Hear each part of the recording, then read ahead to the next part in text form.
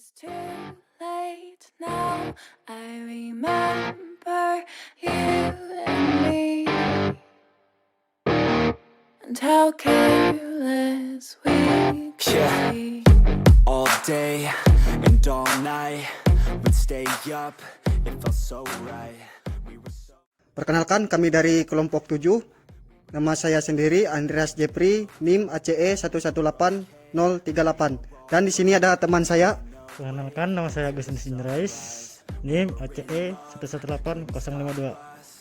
Baiklah, di sini kami akan menjelaskan komponen CDI yang ada pada sepeda motor. Bisa kita lihat, kita akan langsung saja ke sepeda motornya. Yang pertama di sini ada komponen baterai. Bisa kita lihat di bawah. Pada baterai ini fungsinya adalah sebagai penyimpan arus listrik.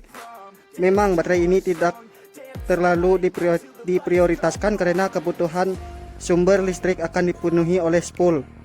Namun pada motor injeksi, baterai menjadi komponen yang cukup penting karena juga akan mengaktifkan ECU pada motor. Yang berikutnya yaitu komponen CDI-nya sendiri, bisa kita lihat ada di sebelah sini. Komponen CDI atau CDI unit bisa dibilang menjadi modul utama dari sistem pengapian. Fungsi utama adalah sebagai penyalur tegangan ke koil melalui prinsip discharger. Dalam CDI unit terdapat komponen kapasitor. Kita tahu kalau kapasitor itu mampu menyerap arus listrik maupun menyimpan arus listrik yang diserap dan mampu melepaskan dengan spontan. Yang selanjutnya yaitu kunci kontak, bisa kita lihat pada kendaraannya. Di sini ada kunci kontaknya. Kunci kontak berfungsi sebagai saklar utama sistem pengapian. Saat kunci kontak off, apa kita bisa menghidupkan mesin? Tentu saja tidak. Meski spool menghasilkan arus listrik, namun karena kunci kontak off, maka CDI tidak dapat mengalirkan arus listrik. Baiklah, sini akan lanjutkan perihal yang tadi tentang sekring atau pulse.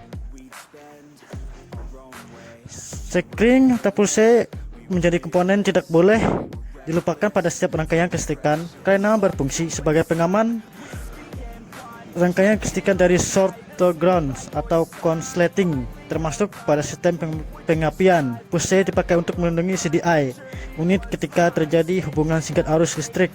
Cara kerja pulse ini adalah dengan memutuskan kawat tipis dalam pulse secara otomatis jika arus yang melewati batas kemampuan pulse, misalnya tertera pada nomor 10A.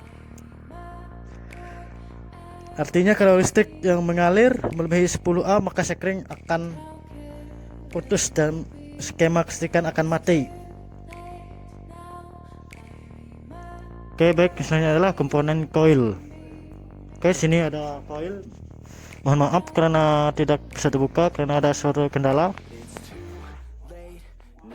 Coil ini dia, coil. Coil adalah komponen yang berfungsi menaikkan tegangan kelistrikan untuk kelistrikan motor menjadi tegangan super tinggi mencapai 200 kV melalui sistem proses induksi primer, sedangkan ketika kumparan sekunder menangkap gaya kemagnetran dari kumparan primer bisa terjadi peningkatan tegangan. Selanjutnya saya akan menjelaskan komponen yang berikutnya, yaitu di sini terdapat kabel busi. Jadi fungsi kabel busi ini itu sebagai penyalur listrik bertegangan tinggi dari koil. Kabel busi ini memiliki bentuk seperti kayak kabel-kabel biasanya, namun memiliki kabel yang memiliki diameternya itu lebih besar, mungkin bisa sampai 5 mm. Biasanya kabel busi ini menggunakan satu helai kawat tembaga dengan diameter besar dan ada beberapa helai serabut tembaga yang mengintarinya.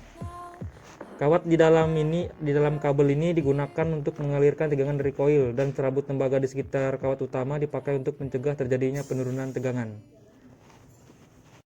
Selanjutnya saya akan menjelaskan yaitu kop busi. Nah, yang berwarna merah ini namanya kop busi. Kop busi ini ujung dari kabel busi yang tadi, yang ditempelkan pada ujung businya di sini.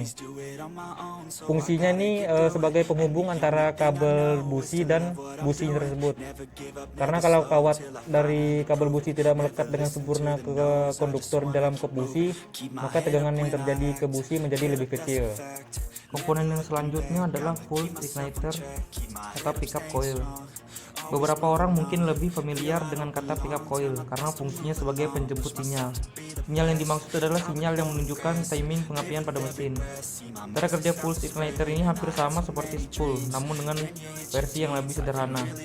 Dalam satu putaran engkol, itu hanya terjadi satu kali perpotongan, sehingga bukan arus listrik yang dikirimkan, melainkan sebuah sinyal PWM yang menunjukkan RPM mesin dan timing pengapian. Sinyal ini kemudian akan dikirimkan ke SCR di dalam CDI unit. Komponen yang selanjutnya adalah spool dan rotor magnet. Spool dan rotor magnet adalah dua komponen yang berbeda, namun keduanya memiliki satu tujuan, yakni untuk mengubah putaran dari poros engkol mesin menjadi listrik AC. Listrik ini yang menjadi sumber tenaga dari sistem pengapian. Spool adalah komponen berbentuk kumparan statis yang terletak di dalam rotor magnet. Sementara rotor magnet adalah magnet berbentuk tromol yang terhubung ke poros engkol mesin. Rotor ini memiliki permanen magnet, sehingga ketika poros mesin hidup, spool akan langsung menghasilkan listrik. Ya, selanjutnya saya akan menjelaskan komponen yang terakhir, yaitu bisa dilihat, yaitu ini adalah busi. Jadi busi ini berperan sebagai ujung tombak sistem pengapian. Fungsinya busi ini membersihkan api di dalam ruang bakar yang didapat dari skema induksi elektromagnet pada koil.